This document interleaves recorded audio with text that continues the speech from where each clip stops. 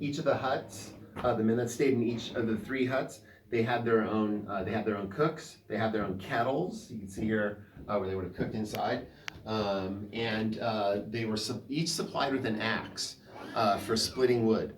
All of the other tools, however, were in with Lewis and Clark. Were in with the captains, and they had to be checked out and checked back in. And that's because the captains didn't want any of the men taking any of the tools and trading them with the Indians to get their own stuff.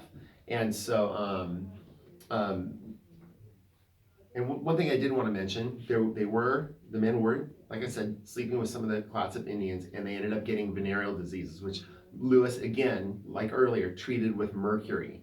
Most of the men in the Lewis and Clark expedition do not live very long after the expedition. And doctors today think it was probably because of the large amounts of mercury that they were ingesting. And so it was, what he was doing was a temporary cure. It did seem to alleviate their symptoms, but only in the short term. A lot of these men probably died from mercury poisoning after the expedition.